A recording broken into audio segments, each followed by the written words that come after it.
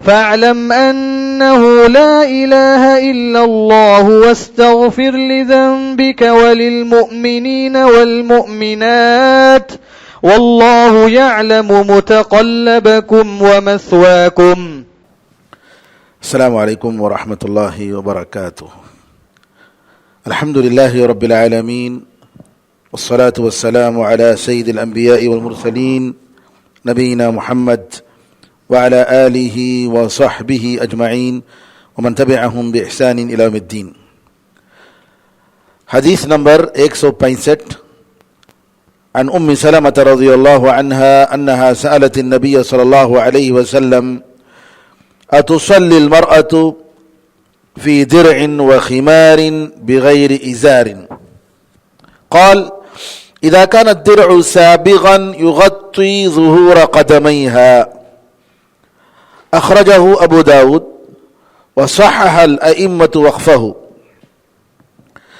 ام سلمہ رضی اللہ عنہا ام المؤمنین سے روایت ہے کہ انہوں نے نبی کریم صلی اللہ علیہ وسلم سے پوچھا کہ کیا عورت ایک کپڑا جو پورے طریقے سے بدن کو چھپاتا ہے، مکمل بدن کو، یعنی گردن سے لے کر پیر تک، اور اس کے ساتھ اوڑھنی جو گردن کو اور سر کو چھپائے، بغیر ازار کے، یعنی تہبند اندر سے بغیر کسی سروال یا بغیر کسی نیچے کے حصے میں جو کپڑا پہنا جاتا ہے، جیسا کہ میں نے گزشتہ درس میں بتایا تھا کہ اس کو ازار کہتے ہیں عربی زبان میں اس کو ازار کہتے ہیں، جو تہبند سے نیچے بدن کے حصے میں جو پہنا جاتا ہے اس کو ازار کہتے ہیں۔ اس کے بغیر، یعنی مثال کے طور پر آج کل جو عورتیں پہنتی ہیں میکسی اور اوڑھنی، تو کیا عورت ان دو کپڑوں میں نماز پڑھ سکتی ہے؟ تو نبی کریم صلی اللہ علیہ وسلم نے فرمایا کہ اگر کپڑا پورے طریقے سے ہو، پورے بدن کو ڈھانک رہا ہو اور پیر کے ظاہر کے حصے کو بھی چھپا رہا ہو، تب جو ہے پڑھ سکتی ہے۔ اس حدیث کو امام ابو داؤد نے اپنی کتاب السنن میں روایت کی، لیکن علماء نے نبی کریم صلی اللہ علیہ وسلم کی طرف نسبت کرنے کو اس حدیث کو ضعیف قرار دیا، کہا کہ نبی کریم صلی اللہ علیہ وسلم سے یہ ثابت نہیں ہے۔ بعض علماء نے کہا کہ نہیں، یہ حدیث موقوفاً صحیح ہے۔ موقوفاً کا مطلب ام سلمہ رضی اللہ عنہا سے ہے، لیکن نبی کریم صلی اللہ علیہ وسلم سے ثابت نہیں ہے، گویا یہ ام سلمہ رضی اللہ عنہا کا قول ہے، ان کا کہنا ہے، نبی کریم صلی اللہ علیہ وسلم سے اس کا ثبوت نہیں ہے۔ بہرحال اب یہاں پر اس حدیث سے جو مسائل ہمیں معلوم ہوتے ہیں وہ یہ ہے کہ کپڑا جو میکسی جیسا ہو، گردن سے لے کر پیر کے یعنی ظاہری حصے تک، جہاں تک کہ جو ہے پیر کا حصہ بھی چھپ جائے جی، اور اوڑھنی جس میں انسان اپنے سر کو اور اپنے گردن کو ایک عورت چھپاتی ہے، تو اس میں نماز پڑھ سکتی ہے، کوئی حرج نہیں ہے۔ اس حدیث سے صحیح ہونے پر یہی معلوم ہوتا ہے۔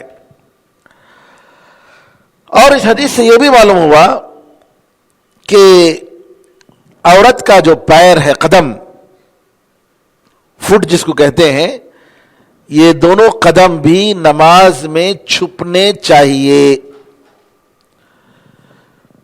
اگر چھپا سکتے ہیں تو چھپنا چاہیے اور اس کو کھلا رہنا نہیں چاہیے۔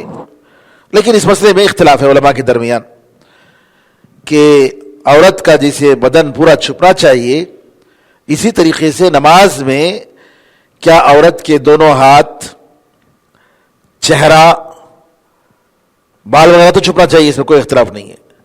سر کے بال وغیرہ چھپے رہنا چاہیے، بس چہرے کا ٹکڑا اتنا، یہ یہاں تک، اور دونوں ہاتھ، ہتھیلی اور پیر، ان تین چیزوں کے بارے میں بہرحال علماء میں اختلاف ہے۔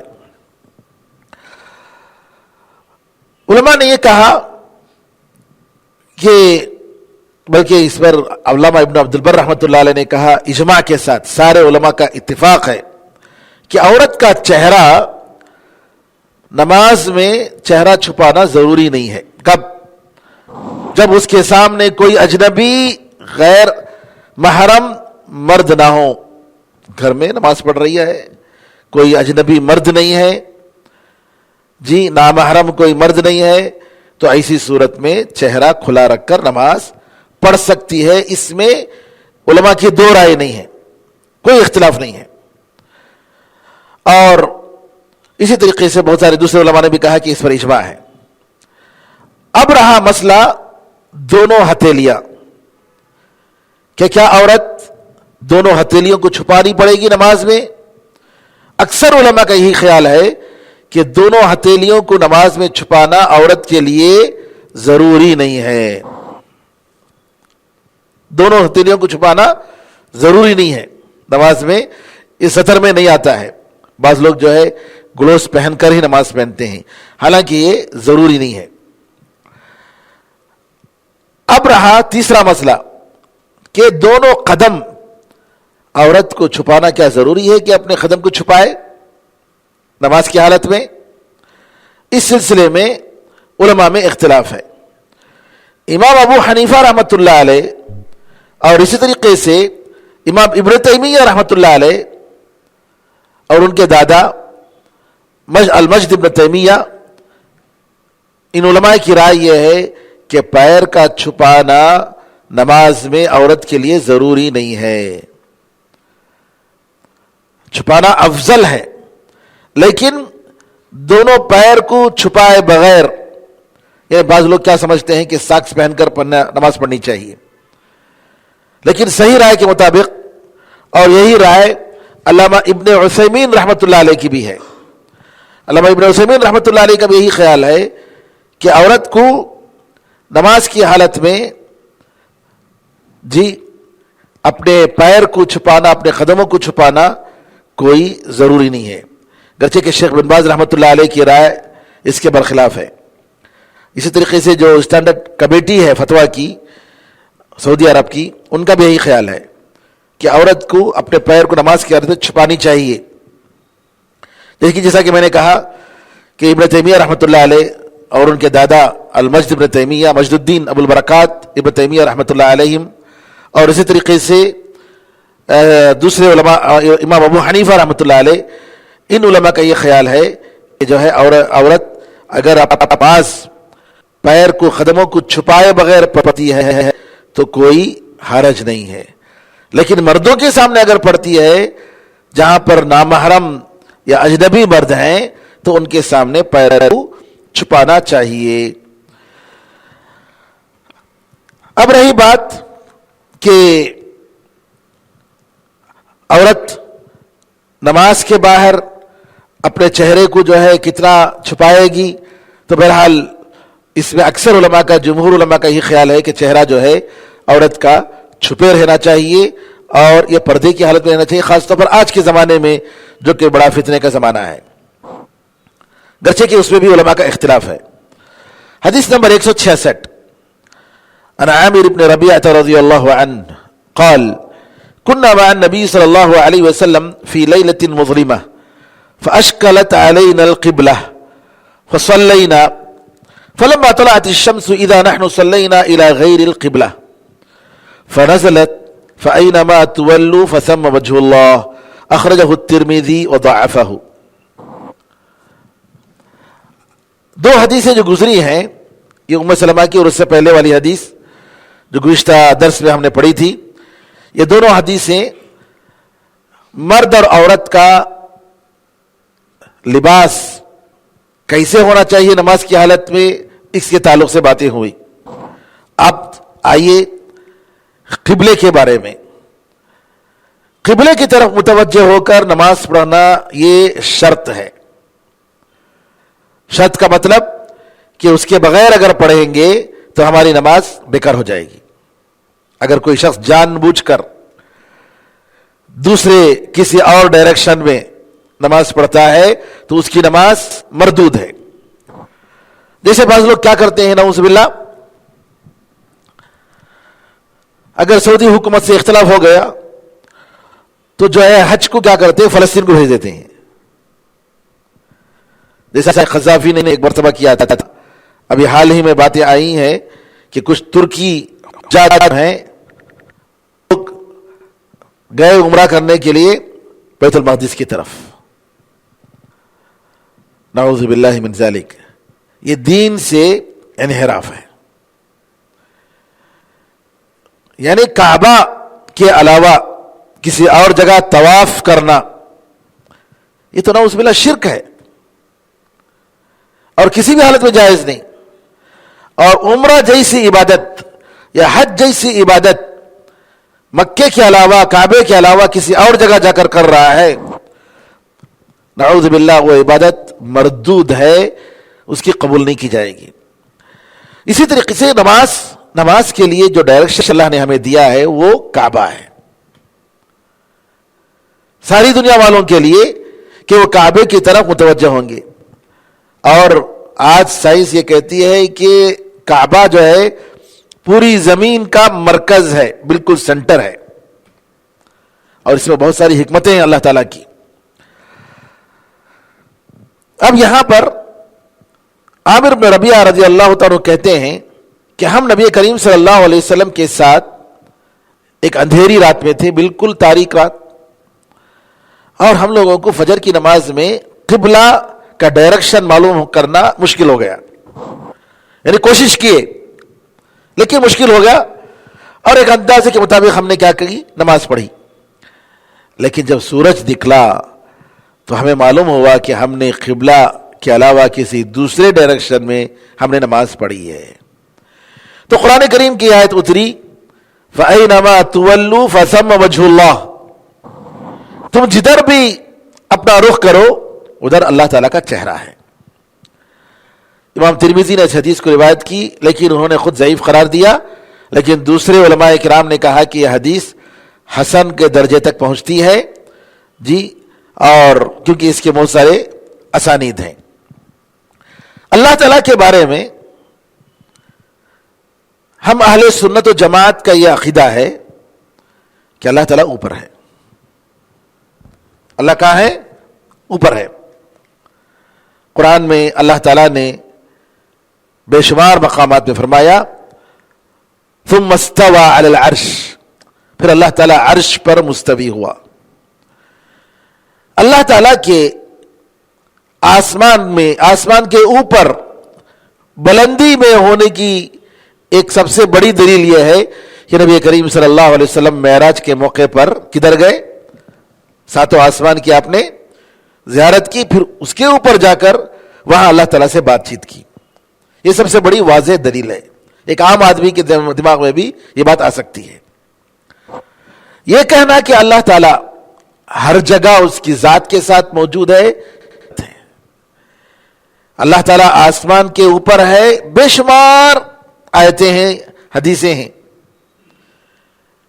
قرآن میں اللہ تعالیٰ نے سورہ قدر ہے انا انزلناہ فی لیلۃ القدر، ہم نے اس قرآن کریم کو قدر و منت والی رات میں اتارا ہے. ایسی بے شمار آیتیں ہیں. الیہ یصعد الکلم الطیب، اسی کی طرف اچھی بات چڑھ کر جاتی ہے. والعمل الصالح یرفعہ، اور نیک عمل اور اس کو اونچا کرتا ہے. تو بے شمار آیتیں ہیں اور حدیثیں ہیں. نبی کریم صلی اللہ علیہ وسلم کے زمانے میں ایک لونڈی عورت سے نبی کریم صلی اللہ علیہ وسلم نے پوچھا، کہا کہ اللہ کہاں ہے؟ تو اس نے کہا آسمان میں اوپر. پھر آپ نے دوسرا سوال کیا، میں کون ہوں؟ کہا آپ اللہ کے رسول ہیں. نبی کریم صلی اللہ علیہ وسلم نے ان کے مالک سے کہا کہ اس کو آزاد کر دو، یہ مومن عورت ہے. تو معلوم ہوا کہ ہمارا جو عقیدہ ہے کہ اللہ تعالیٰ ساتوں آسمان کے اوپر عرش پر مستوی ہے، اس کا علم ہر جگہ ہے. پتا بھی گرے تو اللہ تعالیٰ جانتا ہے.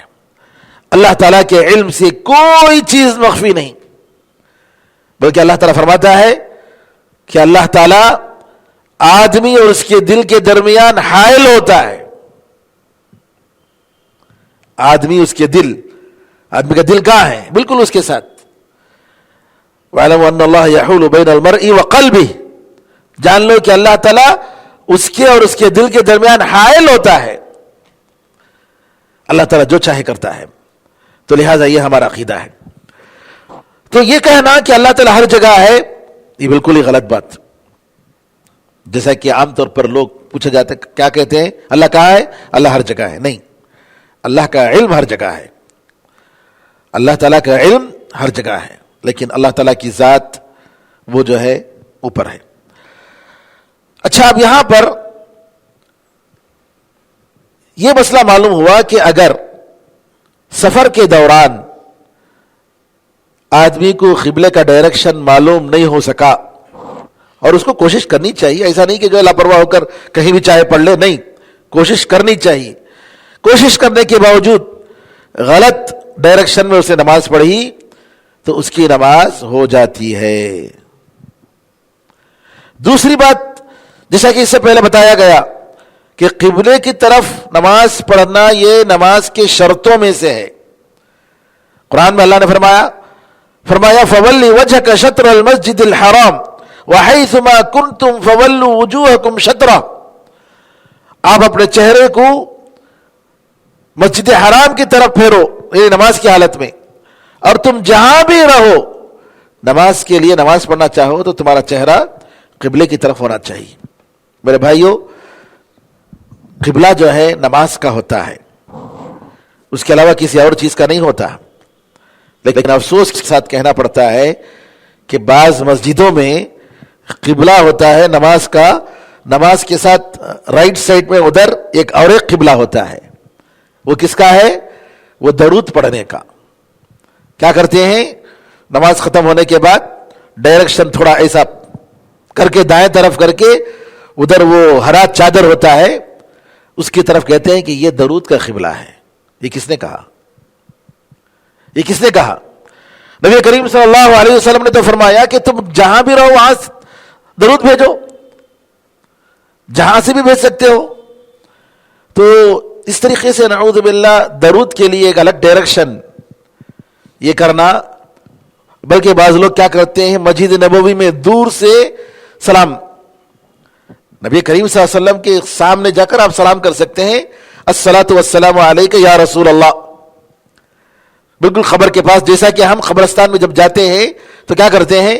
السلام علیکم اہل الدیار من المؤمنین والمسلمین، اے مومنوں اور مسلمانوں، یہاں رہنے والوں قبروں میں تم پر سلامتی ہو، سلام کرتے ہیں. بالکل اسی طریقے سے جو ہے سلام قریب ہو تو ہم خطاب کر کے سلام کر سکتے ہیں، لیکن اگر دور ہیں تو الصلاۃ والسلام علیک یا رسول اللہ نہیں بولنا چاہیے، بلکہ صلی اللہ علیہ وسلم یا درود ابراہیم جو سب سے بہترین درود ہے. درود ابراہیم سے بڑھ کر کوئی بہتر درود نہیں ہے. وہ کتابوں میں آپ دیکھیں گے، آپ کے گھروں میں خاص طور پر جو عمر رسیدہ لوگ ہوتے ہیں، عورتیں ہوتی ہیں، ان کے پاس پاکستانی پنسورا ایک ہوتا ہے، اس میں کیا کیا درودیں ہیں. نعوذ باللہ، دی دعائے گنج العرش، درود گنج العرش، درود کیا نام ہے ماہی، درود ماہی، کیا کہتا ہوں مچھی والا درود. اس کا ایک قصہ، جھوٹا قصہ کیا ہے، ایک وہ شکار جو ہے وہ مچھلی کو جو ہے شکار کر کے لاتا ہے اور جو ہے گھر میں اس کو جو ہے پین میں ڈال کر اس کو فرائی کرتا ہے تو فرائی نہیں ہو رہی ہے. فرائی نہیں ہو رہی ہے. فرائی نہیں ہو رہی کہ کیا مطلب؟ زندگی مچھی نہیں جل رہی ہے. اب یہ گیا لے جا کر کہا اللہ کے رسول یہ دیکھو 3 دن سے میں مچھی کو جو ہے پکا رہا ہوں، نہیں پک نہیں رہی ہے، آگ اس کو نہیں جلا رہی ہے. نبی کریم صلی اللہ علیہ وسلم نے کہا ارے مچھلی بتاؤ کیا قصہ ہے تمہارا؟ کہا کہ جو ہے اللہ کے رسول میں پانی میں تھی تو ایک صاحب ایک درود پڑھے اور وہ درود میرے کان میں پڑ گیا اور جب سے جو ہے میرے کان میں پڑا ہے میری یہ حالت ہے. نبی کریم صلی اللہ علیہ وسلم نے کہا دیکھو یہ درود جو پڑھے گا اس کو دوزخ کی آگ نہیں جلائے گی. جھوٹا قصہ، ایسے جھوٹے واقعات، ایسے جھوٹے اذکار. بھئی دین تو ہمارا مکہ مدینے سے آیا ہے، پاکستان سے کہاں آیا ہے؟ اب لوگ کیا کرتے ہیں؟ پاکستانی پنسورا تلاش کرتے ہیں اتنے خرافات اور شرک نعوذ باللہ کے مت پوچھو. تو لہذا میں یہ کہنا چاہ رہا ہوں کہ درود کے لیے الگ قبلہ نہیں ہے. نبی کریم صلی اللہ علیہ وسلم پر سلام بھیجنے کے لیے جو الگ سے قبلہ بنا لیتے ہیں یہ سب جو ہے بدعات و خرافات ہیں. نبی کریم صلی اللہ علیہ وسلم کے صحابہ کبھی نہیں کرتے تھے, اور آپ سے بڑھ کر دین کو جاننے والا لوگوں میں کون ہو سکتا ہے؟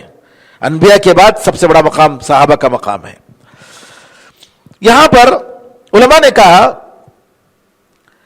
کہ جو ہے قبلے کی طرف متوجہ ہو کر نماز پڑھنا یہ جو ہے متواتر طریقے سے ثابت ہے, امت کا اس پر اتفاق ہے, اور کافر ہی اس کو ٹھکرائے گا, کافر ہی اس کو ٹھکرائے گا.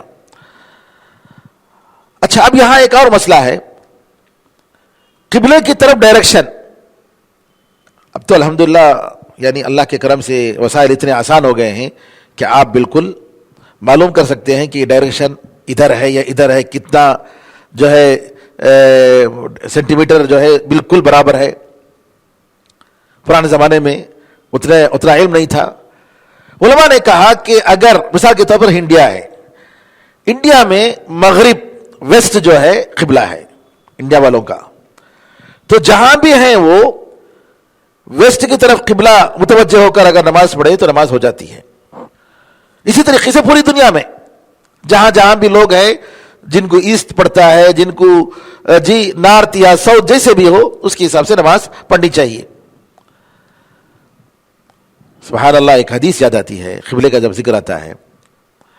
ایک صحابی نے جو ہے یمن کو جا رہے تھے, نبی کریم صلی اللہ علیہ وسلم سے پوچھا میں یمن میں جا رہا ہوں, میں وہاں اگر مسجد بنا ہوں تو کیسے قبلہ میں بناؤں؟ سبحان اللہ, نبی کریم صلی اللہ علیہ وسلم نے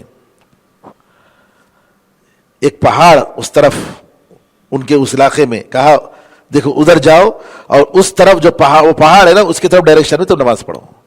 بالکل لوگوں نے آج جو ہے بتایا کہ نبی کریم صلی اللہ علیہ وسلم اس زمانے میں جو بتائے وہ بالکل کعبے کی طرف قبلہ. یہ اللہ تعالیٰ کی طرف سے, اللہ تعالیٰ کی طرف سے کہ نبی کریم صلی اللہ علیہ وسلم نے جو بتایا کہ بالکل اسی طریقے سے. تو معلوم ہوا کہ قبلے کی طرف کعبے کی طرف متوجہ ہو کر, جس کے بارے میں اللہ نے کہا کہ ان اول بیت وضع للناس للذی ببکۃ مبارکا وہدی للعالمین, بے شک وہ گھر عبادت کے لیے جو پہلا گھر رکھا گیا سرزمین پر لوگوں کی عبادت کے لیے, جو مکے میں ہے.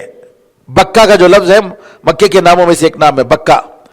بکہ کا مطلب علماء نے کہا کہ لوگوں کے فخر اور غرور کو توڑنے والا ہے. بڑے بڑے بادشاہ وہاں ذلیل ہو کر اللہ کے سامنے حاضر ہوتے ہیں, اور وہی دو معمولی سادے لباس میں جو ہے عمرہ اور حج کرتے ہیں. بکہ, اور ایک ایسی جگہ ہے جہاں ظالم لوگ آ کر گھٹنے ٹیک دیتے ہیں. ابرہہ جیسا انسان جو فخر کے ساتھ کعبے کو توڑنے کے لیے آیا, تو اللہ تعالیٰ کے حکم سے اللہ کا عذاب آیا اور وہاں ختم ہو گیا اور اس کی فوج ختم ہو گئی. اب مکے میں بالکل اگر کوئی قریب ہے تو جتنا اس کے قریب ہے انسان اتنا زیادہ کعبے کی طرف متوجہ ہو کر نماز پڑھنی چاہیے. اسی لیے آپ دیکھیں گے حرم میں جو ہے جہاں بھی ہے ہر اطراف باقاعدہ جو ہے قبلے کے ڈائریکشن بتائے گئے ہیں, صف کیسا ہونا چاہیے وہ بتائے گئے ہیں, تاکہ بالکل کعبے کی طرف قبلہ ہو, متوجہ ہو کر نماز پڑھے. کعبہ ہے مثال کے طور پر ایسا, تو یہاں ہے تو بالکل متوجہ ہو کر, ادھر ہے تو ادھر, ادھر ہے تو اس طرف, جتنا قریب ہوتا ہے بالکل اس کی طرف متوجہ ہو کر نماز پڑھنی چاہیے. حدیث نمبر 167 عن ابی ہریرہ رضی اللہ عنہ قال قال رسول اللہ صلی اللہ علیہ وسلم ما بین المشرق والمغرب قبلہ. ابو ہریرہ رضی اللہ عنہ سے روایت ہے کہ نبی کریم صلی اللہ علیہ وسلم نے فرمایا کہ مشرق اور مغرب کے درمیان قبلہ ہے. امام ترمذی نے اس کی روایت کی اور امام بخاری نے اس حدیث کو قوی قرار دیا, اور امام ترمذی نے بھی اور کہا کہ یہ حدیث جو ہے حسن صحیح ہے. تو اس سے معلوم ہوا کہ مشرق اور مغرب کے بیچ میں جی یہ قبلہ ہے اور شمال اور جنوب کے بیچ میں قبلہ ہے. اسی طریقے سے جو ہے آدمی کو چاہیے کہ ڈائریکشن بالضبط معلوم کر کے نماز پڑھنی چاہیے. یہاں کبھی کبھی انسان اگر مجبور ہو جائے تو قبلہ کی طرف رخ ہونے کی جو شرط ہے اس کی مجبوری کی وجہ سے یہ شرط ساقط ہو جاتی ہے, یہ شرط نہیں رہتی ہے. جیسا کہ قرآن میں اللہ نے فرمایا فاتقوا اللہ ما استطعتم, جتنا ممکن ہو تم اللہ سے ڈرو. ایک عام قاعدہ ہے فاتقوا اللہ ما استطعتم, یعنی آدمی کھڑے ہو کر نماز پڑھنی چاہیے. کھڑے ہو کر نہیں پڑھ سکتا ہے بیٹھ کر پڑھے, بیٹھ کر نہیں پڑھ سکتا ہے تو لیٹ کر پڑھے. جی جتنا ممکن ہو اتنا اللہ تعالی سے ڈرے. تو یہاں پر اگر کوئی بیمار ہے یا فلائٹ میں ہے, مثال کے طور پر ٹرین میں جا رہا ہے اور وہ ٹرین میں بیٹھ کر جو ہے باقاعدہ ڈائریکشن کر کے نماز نہیں پڑھ سکتا. بعض لوگ کیا کرتے ہیں, ٹرین میں جو ہے کھڑے ہو کر جماعت کے ساتھ نماز پڑھتے ہیں. بھائی آپ جو ہے دوسروں کو تکلیف, کہاں کھڑے ہوتے ہیں؟ راستے میں کھڑے ہوتے ہیں, لوگ آ رہے ہیں جا رہے ہیں. جب اللہ تعالیٰ نے آپ کو جو اجازت دی ہے اور راستے میں کھڑے ہو کر لوگوں کو تکلیف دینا اور بری بات ہے. اور حدیثوں میں آتا ہے, آگے پڑھیں گے ہم, کہ بیچ راستے میں نماز نہیں پڑھنی چاہیے. تو بیچ راستے میں کھڑے ہو کر ایک صاحب امام ایسے کھڑے ہو گئے, ادھر مختلف پیچھے کھڑے ہو گئے, ضرورت نہیں ہے, تکلف کرنے کی ضرورت نہیں ہے, جس کی وجہ سے لوگوں کو دوسروں کو تکلیف ہو. اور خاص طور پر ہمارے ماحول میں اب دیکھو لوگ ہنسیں گے, دیکھو بھائی کیسے نماز پڑھ رہے ہیں, کسی کی استنجا کی ضرورت پڑ گئی, کیا کریں گے بیچارے.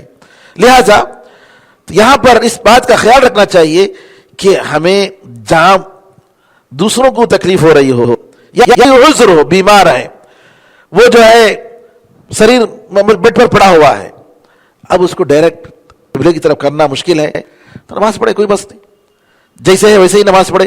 لیکن نماز چھوڑنی نہیں چاہیے. میں بار بار کہتا ہوں, جب تک ہوش ہے, بے ہوشی کی حالت میں انسان کو پتہ نہیں چلتا, اللہ نے معاف کر دیا ہے. لیکن انسان گرچہ کہ وہ بیڈ پر پڑا ہوا ہو, اللہ تعالیٰ اور آپ کو عافیت سے رکھے, آمین یا رب العالمین. اس وقت تک جب تک ہوش ہے اس پر نماز فرض ہے, نماز پڑھنی چاہیے. اسی طریقے سے جو ہے جیسا کہ ٹرین بھری ہوئی ہے, بالکل فل ہے, اب وہاں ڈائریکشن اس کا بدل بھی نہیں سکتا, مشکل سے بیٹھا ہوا ہے, کیا کرے گا؟ کوئی حرج نہیں, جیسی حالت میں بیٹھا ہے اسی حالت میں وہ نماز پڑھ لے. خاص طور پر جب نماز کا ٹائم ختم ہو رہا ہو, گھر پہنچنے تک جی اس کی نماز کا ٹائم ختم ہو جائے گا. اب وہ اسٹیشن میں اترے گا, نماز پڑھے گا, تو اس وقت تک نماز نہیں ٹائم نہیں رہے گا. تو اس صورت میں کیا کرنا چاہیے؟ ٹرین ہی میں اپنی حالت میں نماز پڑھ لینی چاہیے. اسی طریقے سے ایک آدمی, کوئی آدمی پیچھا کر رہا ہے مارنے کے لیے, وہ ڈرا ہوا ہے, اور اگر وہ ذرا بھی رکے گا تو اس کی جان کا خطرہ ہے, اس کو مار دیں گے. ایسی صورت میں بھی چلتے چلتے اشاروں سے وہ نماز پڑھتا جائے گا اگر نماز کا وقت آ گیا. بھاگتے بھاگتے, دیکھیے نماز کا وقت جنگ میں بھی معاف نہیں ہے, نماز جنگ میں بھی معاف نہیں ہے, جبکہ جنگ ہو رہی ہے, تلواریں اوپر لٹک رہی ہیں, جان کا خطرہ ہے. نبی کریم صلی اللہ علیہ وسلم کو اللہ تعالیٰ نے وہ صلاۃ الخوف کہ اگر نماز کا وقت آ گیا اور جنگ ہو رہی ہو تو کیسی نماز پڑھنی چاہیے, تقریباً 9-10 حدیثیں ہیں, اس کی شکلیں آئی ہیں کہ نبی کریم صلی اللہ علیہ وسلم نے جنگ کی حالت میں نماز کیسے پڑھی, فرض نماز. سبحان اللہ. تو آدمی اگر جان کا خطرہ محسوس کر رہا ہو, چاہے سفر میں ہو یا کہ جو ہے چل رہا ہو, دوڑ رہا ہو, تب بھی نماز کا وہ قبلہ جو ہے ڈائریکشن کا خیال نہیں کرے گا بلکہ نماز پڑھ لے گا. اسی طریقے سے کار میں ہے, اور جو ہے کار میں کہیں کسی جگہ نے ٹریفک فل ہے, جیسے کہ عام طور پر شہروں میں ہوتا ہے, عصر کی نماز کا وقت ہو گیا, ختم ہونے والی ہے, تو کیا کرے گا؟ نہیں, آپ فوراً جو ہے کار میں بیٹھے ہیں, اسی حالت میں آپ نماز پڑھیں گے, اسی حالت میں آپ نماز پڑھیں گے. یہ نہیں کہ جو ہے جائیں گے ہم اور سورج غروب ہونے کے بعد پھر نماز پڑھیں گے. عصر کی نماز کبھی تاخیر نہیں کرنی چاہیے، کیونکہ حدیث میں آتا ہے کہ جو شخص عصر کی نماز جس کو فوت ہو گئی، گویا اس کے گھر والے، اس کے بال بچے، اس کا مال، اس کی دولت سب ختم ہو گئی، نعوذ باللہ. اسی طریقے سے سفر میں اگر نفل نماز پڑھ رہا ہے تو قبلہ اس میں شرط نہیں ہے، جیسا کہ نبی کریم صلی اللہ علیہ وسلم کے بارے میں آتا ہے کہ آپ اپنی اونٹنی کو چھوڑ دیتے تھے اور اونٹنی پر بیٹھ کر ہی سفر کی حالت میں آپ نماز پڑھتے تھے، اس میں بھی کوئی حرج نہیں ہے. بعض علماء نے کہا کہ تکبیر احرام جو ہے یہ قبلے کی طرف ہونی چاہیے، بعد میں اگر اونٹ یا گاڑی جو ہے ادھر ادھر جاتی ہے تو کوئی حرج نہیں، لیکن دوسرے علماء نے کہا کہ نہیں، جیسی بھی حالت میں ہو نفل نماز پڑھ سکتا ہے. اور فرض نماز کے لیے ہونا تو یہ چاہیے کہ اتر کر یہ گاڑی سے اتر کر نماز پڑھے جب اگر اس کی گاڑی ہو، ممکن ہو تو، ورنہ اگر جیسے ٹرین ہے، بس ہے یا فلائٹ ہے، وہ اتر نہیں سکتا تو جہاں پر ہے اسی حالت میں وہ نماز پڑھ سکتا ہے، کشتی میں نماز پڑھ سکتا ہے، کوئی حرج نہیں ہے. عامر بن ربیعہ رضی اللہ تعالی عنہ قال رأيت رسول اللہ صلی اللہ علیہ وسلم يصلي على راحلته حيث توجهت به متفق عليه. زاد البخاري برأسه ولم يكن يصنعه في المكتوبة.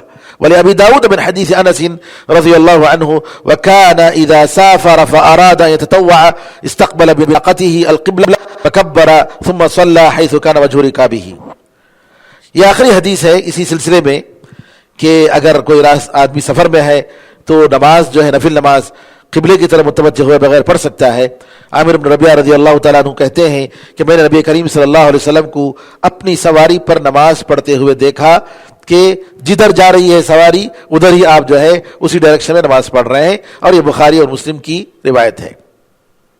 امام بخاری میں مزید یہ الفاظ ہیں کہ آپ اپنے گاڑی میں بیٹھ کر اپنے سر سے اشارہ کرتے تھے نفل نماز، یعنی مثال کے طور پر ہم جا رہے ہیں، سفر کر رہے ہیں، یا ہے کہ آپ جو ہے گاڑی میں بیٹھے ہیں، کار میں بیٹھے ہیں تو آپ کار میں بیٹھے بیٹھے جو ہے گرچہ کہ ڈرائیونگ کر رہے ہیں. ڈرائیونگ کرنے کا مطلب یہ نہیں کہ آپ جو ہے کسی اور جگہ دیکھ کر آپ جو ہے نماز میں رہ کر نعوذ باللہ حادثے کا سبب بنے. نہیں، آج بھی ہو سکتا ہے کہ آدمی جو ہے گاڑی چلاتے چلاتے جو ہے نفل نماز پڑھ رہا ہے، اشارہ کر رہا ہے ایسے اللہ اکبر، رکوع کے لیے تھوڑا سا، سجدے کے لیے اور ذرا اللہ اکبر، تو اس طریقے سے کر سکتا ہے، کوئی حرج نہیں ہے. یہاں وہی اسی کا ذکر ہے کہ نبی کریم صلی اللہ علیہ وسلم اپنے سر سے اشارہ کرتے تھے، لیکن فرض میں آپ ایسا نہیں کرتے تھے. ابو داؤد کی انس رضی اللہ عنہ سے روایت ہے کہ جب آپ سفر کرتے اور نفل نماز پڑھنا چاہتے تو قبلے کی طرف اپنی سواری کو متوجہ کرتے، تکبیر تحریمہ باندھتے، پھر اس کے بعد سواری جدھر جاتی ادھر دوڑ دیتے تھے. لیکن بہرحال اس حدیث کو حسن قرار دیا ہے علماء نے، لیکن جیسا کہ میں نے کہا کہ دوسرے علماء نے چونکہ صحیح روایتیں جو بخاری مسلم کی روایتیں آئی ہیں ان روایتوں میں یہ کہا کہ ضروری نہیں ہے کہ وہ تکبیر تحریمہ کے لیے باقاعدہ قبلے کی طرف متوجہ ہو، یہ کوئی ضروری ہے. بہرحال یہ باتیں تھیں. انشاءاللہ اگلے درس میں کن کن جگہ میں نماز پڑھنی چاہیے، کن جگہوں میں نماز نہیں پڑھنی چاہیے، کہاں کہاں نماز ہماری ہوتی نہیں ہے، اس کے بارے میں جو حدیثیں ہیں وہ آئیں گی. اللہ تعالیٰ سے دعا ہے کہ اللہ تعالیٰ ہم سب کو دین حق کو جاننے، اس پر عمل کرنے کی توفیق عطا فرمائے، اور سارے مسلمانوں کی حفاظت فرمائے، جانوں کی حفاظت فرمائے، مالوں کی حفاظت فرمائے. آپ کو معلوم ہوگا کہ جو ہے دلی میں فسادات ہو رہے ہیں 2 دن سے. اللہ تعالیٰ سے دعا کریں کہ اللہ تعالیٰ ہمارے بھائیوں کی، بہنوں کی جانوں کو، ان کی عزت کو، ان کے مال کو، ان کے گھروں کی اللہ تعالیٰ حفاظت فرمائے. اللہ تعالیٰ اپنی طرف سے، اللہ تعالیٰ اپنے فرشتوں کی طرف سے، اپنی فوج کی طرف سے اللہ تعالیٰ ان کی فرمائے، اور ظالموں کو اللہ تعالیٰ ان کے ظلم کا مزہ چکھائے، ان کے اتحاد و اتفاق کو اللہ تعالیٰ توڑ دے، اللہ تعالیٰ ان کے پلاننگ میں اللہ تعالیٰ انہی کو برباد کر دے.